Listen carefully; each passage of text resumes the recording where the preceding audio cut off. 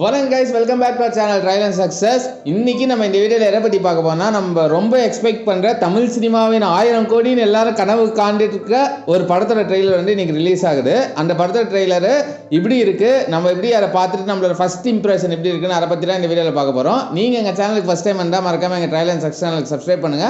இதே மாதிரி வீடியோஸ் நிறையா நம்மளுக்காக காட்டிகிட்டே இருக்கு. டைம் வேற ஆச்சு, வாங்க நம்ம ஸ்ட்ரைட்டாக ட்ரெய்லரை பார்த்துட்டு இப்படி இருக்குன்னு நம்ம சொல்லுவோம்.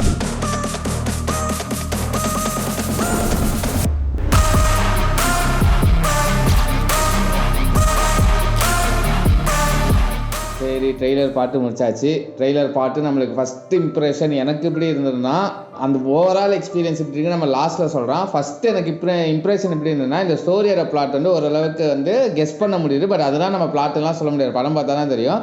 என்னன்னா, சத்யராஜ் வந்து ஏதோ ஒரு ப்ராப்ளத்தில் மாற்றிக்கிறாரு. அந்த கேங்குக்காக ஒரு ரொம்ப நாளாக வேலை செய்கிறாரு. ஆனால் அங்கே வேலை செய்யும்போது சம்திங் ஏதோ பண்ணிவிட்டு சத்யராஜ் வந்து அந்த பெரிய கேங் நாகார்ஜுனா அண்ட் கோ, அதான் நாகார்ஜுனா ஹெட்டு, அவருக்கு மேலே மேபி அமீர் கான் இருக்கலாம்.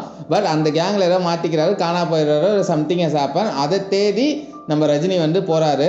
அப்படி தான் இருக்கும் மெயின் பிளாட்டாக. எனக்கு இதெல்லாம் இருக்குன்னு எனக்கு ட்ரெய்லர் பார்த்தே எனக்கு கெஸ் பண்ண முடியுது அப்படிதான். பட் வேறு ஏதாவது சர்ப்ரைஸ் பண்ணாலும் அது ரியலி குட்டு தான் நான் சொல்லுவேன். அதை தாண்டி இந்த ட்ரெய்லரில் எனக்கு ரொம்ப பிடிச்சதுன்னா, ஃபஸ்ட்டு நான் எதை சொல்லுவேன்னா, கிரீஷோட சினிமாட்டோகிராஃபி வேறு லெவல் சினிமாட்டோகிராஃபி. நான் இப்போ தான் வந்து கிங்டம் பார்த்தேன், கிங்டம்க்கும் அவர் தான். ஆனால் அதோட இது ஒரு நாச்சு அதிகமாக இருக்குது. அதுவுமே பயங்கரமாக தான் இருந்தது. அதோட இது ஃப்ரேம்ஸ்லாம் பயங்கரமாக இருக்குது.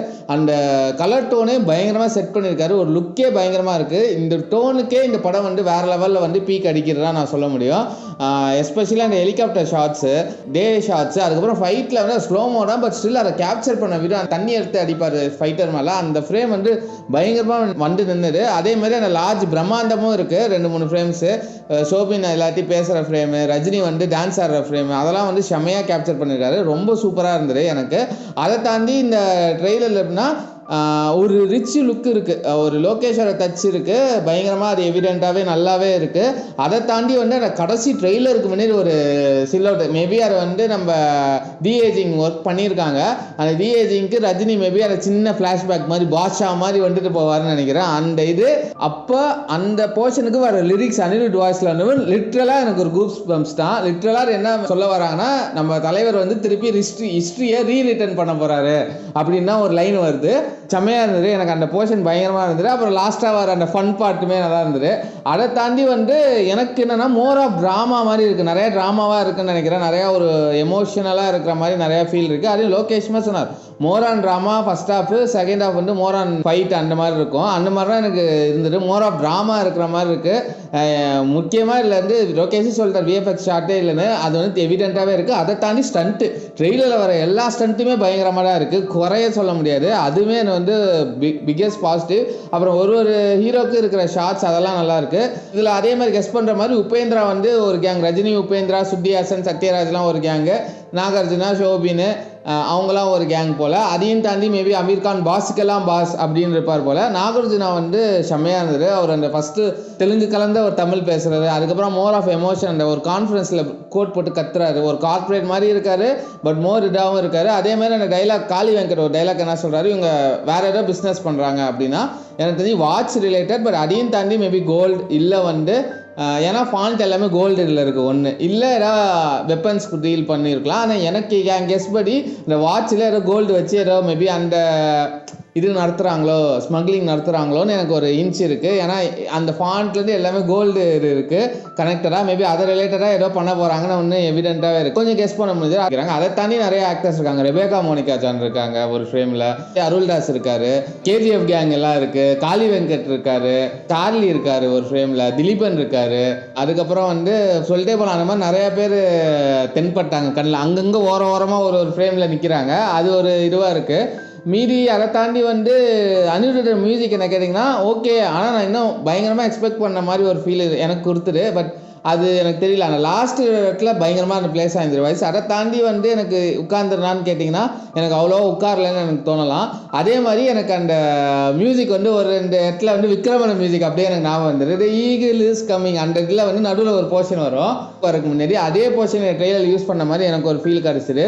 அதை தாண்டி எனக்கு பயங்கரமாக இந்த ட்ரெய்லர் சாட்டிஸ்ஃபை பண்ணிச்சா என்ன கேட்டிங்கன்னா, என்னை சாட்டிஸ்ஃபை பண்ணலன்னு நான் சொல்லுவேன். எனக்கு ஒரு பயங்கரமாக எக்ஸ்பெக்டேஷன் இருக்குது. எப்போவுமே எக்ஸ்பெக்டேஷன் நிறையா இருந்தாலே சாட்டிஸ்ஃபை பண்ணுறது ரொம்ப கஷ்டம் தான், அதுக்கு ஃபேக்ட் தான். பட் எனக்கு விக்ரமோட ட்ரெய்லரும் லியோட ட்ரெய்லரும் எனக்கு ரொம்ப பிடிச்சிருந்தது. அதுவுமே அதே லெவலில் கட் பண்ணியிருக்காரு. பட் அதில் ஒரு பார்க்கணுண்டா அப்படின்னு ஒரு என்கேஜிங்கோ இல்லை ஒரு ஃபேக்டர் வந்து தூண்டுச்சு என்ன பயங்கரமாக. எஸ்பெஷலி விக்ரம் லியோ ரெண்டுமே எனக்கு ரொம்ப பிடிச்சிருந்தது. அவர் கட் பண்ண விதம் அந்த இது எல்லாமே.